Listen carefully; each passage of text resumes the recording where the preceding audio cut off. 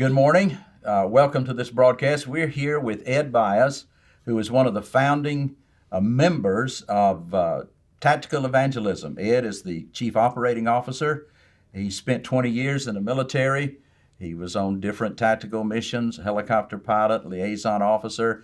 And then he and a friend, Gary Walker, who also was in the military, started Tactical Evangelism in the wake of the pandemic, or just pre-pandemic in 2020, and now they're in this ministry of training various Christians for work, whether it's on the mission field or university campus in the local church community. So Ed, welcome. We're glad to have you today. Thanks. Appreciate it, Rudy. Would you tell us a little bit about how you came to know the Lord Jesus? So I grew up in a Christian home, was saved at 10. My background was Pentecostal holiness. So it was always it was an identity, but really grounded in who I was in the home. And so continued throughout teenage years, early military career, but it was more of a checklist. And 2007, I was in Iraq and met a chaplain. He said, you look like you're struggling a little bit. And I said, what do you mean? He said, well, I see you're a little off. And I said, well, I am struggling. I've got, some issues at home and, with all the deployments and everything. And he said, how's your relationship with Jesus? I said, it's good. And he goes, how's your relationship with Jesus? I said, it's good. I said, I'm reading these books, I'm tithing, I'm going to church, I'm Bible. He said, you're doing all the right things, but you're missing out on the relationship. And I said, what do you mean? And so we got to talking and from 2007 all the way up till 2018 when unfortunately I went through a divorce. But, that's when I really hit my knees and I was like, all right, God, you've got this. He said, yeah, I had all that. And I said, what else? And he said, you. And so that was 2018 in Tunisia, Africa. And I spent a couple of weeks as I was training there with the Tunisians. And that was really my born again moment. So I was saved at 10, but really found the relationship where it wasn't I have to do this or that as I want to. Mm-hmm. And so that completely changed the way I looked at everything. Okay. Now you were Pentecostal, as you say, Pentecostal Mm-hmm. holiness, and now you're a member of First Baptist Simpsonville. Mm-hmm. Okay. Yep. And so as I grew up, it was very much, what denomination are you? And, Methodist, Baptist, well, they believe this, they believe that. And as I started reading, it was really about the gospel. Mm-hmm. Out of 1 Corinthians 15, what is the gospel? Yep. And so I've seen a lot more churches really preaching the gospel and from the word. And it wasn't so much the theology of the do's and don'ts, it's who was Jesus? Yeah. And so as I started getting into churches, whether non-denominational or Baptist, it's what are they preaching? What are they teaching?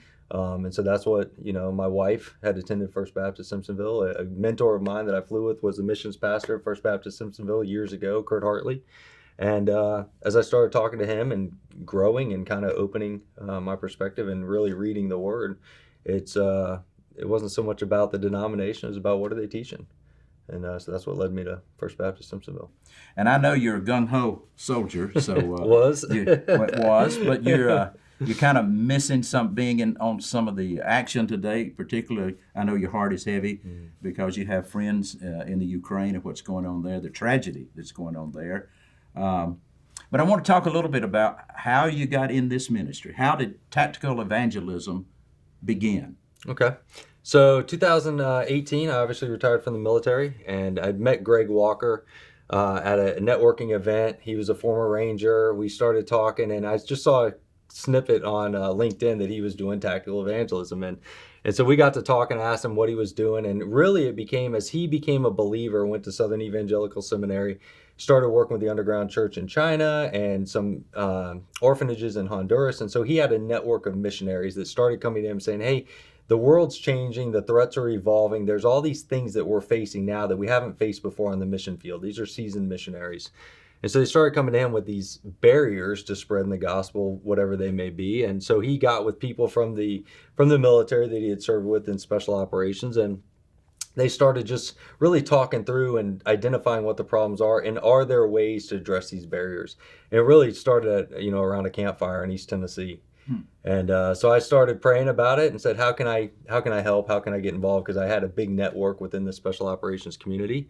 And he said, I need an ops guy. I need somebody to run this thing day to day. And so we started praying about it. I was doing it bivocationally. And my heart was just 100% here. I was going to work, going through the motions, but I started praying, hey, God, if this isn't the direction I need to go, put these barriers up. And every time I did, another door opened and another door. And that kind of culminated in July of 2021. We had one of our missionaries that we had trained reached out to us and said, "Hey, we need a helicopter. We've got a paralytic girl in the Talipon tribe in Honduras, and somebody had donated a medical bed for her, a mechanical bed, because she'd been laying on a bamboo mat." And he said, "We want to be the hands and feet of Jesus to this little girl." And so I started calling, initially going into, okay, how do I solve this? And prayed about it, but really I was doing the striving versus trusting. And it led me, our Bible study on Wednesday mornings in Simpsonville. I met with a guy, Scott Smart, who had worked at Bell Helicopters, who had was a pilot with another guy who had trained the Honduran Air Force. And he reached out, and there's a Christian pilot, Rafael, down in Honduras, that said, absolutely, we'll do it. And so that was about a month process, and we ended up getting this bed delivered to this little girl. And the impacts were just huge, obviously on myself and my family, because they were seeing prayers answered, and they were getting the videos back of what God was doing through this ministry. But also for the little girl, when Jesus said, leave the 99 for the one, this became the one. And so we saw that, but the impact on our village to see the hands and feet of Jesus, and then the missionaries, the local missionaries, and then even the Honduran Air Force general, who now wanted to set up a humanitarian assistance brigade because he realized that they had kind of forgotten their own people. And so the impacts and the ripple effects, as I was praying, it was God's like, you're all in. And so that became my moment. So in August of last year, of 2021, I left Edward Jones and went all in on tactical evangelism. Well, look, we appreciate you taking the time to come by and be with us today, and we will get your contact information out to people if they, they see a need, that they can just contact you. Is that okay? Absolutely. Perfect. All right. Thank you, sir. Thank you. I appreciate it, Rudy.